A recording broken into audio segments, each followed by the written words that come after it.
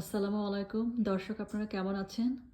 আমি সালমা বলছি, Salma's small world YouTube channel থেকে নতুন একটি ব্লগ নিয়ে আপনাদের সামনে হাজির হলাম।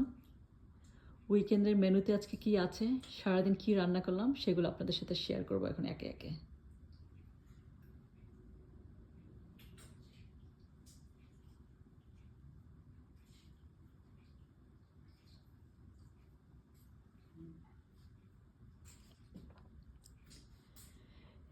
এটা হার্ড চিকেন, ফার্ম থেকে আনা ফ্রেশ। রান্না করতে একটু সময় লেগেছে, বাট এই চিকেনটা খেতে অনেক মজা। আমি একটু ঝাল করে কষা ভুনা করেছি। এই চিকেনের টেস্টটা একদম বাংলাদেশের চিকেনের মতো। আর এটা ঢ্যাঁড়স ভাজা। এই ভেজিটেবলটা আমার ছেলের অনেক পছন্দ, এটা রেগুলারলি আমার মেনুতে থাকে।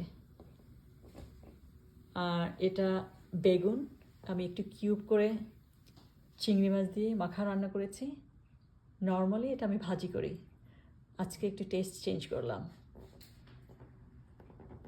আর এটা ডিম ভুনা, এটা আমার ছেলেমেয়ে দুজনেই অনেক পছন্দ। ওরা যেহেতু মাছ ওভাবে খেতে চায় না, কারণ মাছের কাঁটা বাছতে হয়, সো সে কারণে ডিম ভুনা এবং মাংস এগুলোই ওরা একটু বেশি এনজয় করে। সো ডিম ভুনাটা আমার মেনুতে থাকে প্রায়। আর এটা মিষ্টি কুমড়া চিংড়ি মাছ দিয়ে রান্না করেছি। এই মিষ্টি কুমড়াটা আমার বাগানের। সামার টাইমে আমার খুব সুন্দর একটা বাগান হয়, অনেক ধরনের ফেস্টিভ্যাল সেখানে গ্রো করি। ওগুলো কিছু পিকচার এবং ভিডিও আমি করে রেখেছি, পরবর্তী একটা ব্লগে ওগুলো আপনাদের সাথে শেয়ার করব। সো এই গ্রিন মিষ্টি কুমড়াটা আমার গার্ডেন থেকে তোলা, ওটা রান্না করলাম আজকে চিংড়ি মাছ দিয়ে, আশা করি খেতে ভালো লাগবে। আর এটা চায়তে ভেজিটেবল, এটা আমি কুচি কুচি করে চিংড়ি মাছ দিয়ে একটু মাখা করে রান্না করেছি। এটা খেতে দুর্দান্ত হয়েছে, আপনারা একটু ট্রাই করে দেখবেন। এই ভেজিটেবলটা চাইনিজ ভেজিটেবল, দেখতে কিছুটা পেয়ারা মতো। এটার নাম চায়তি। এটা আমি প্রথম রান্না করলাম, আমার কাছে খুবই ভালো লেগেছে। খেতে কিছুটা পেঁপে তরকারির মতো, কিন্তু টেস্টটা একদমই ইউনিক, আপনারা ট্রাই করে দেখবেন। আর এটা টুনা ফিশের কাবাব।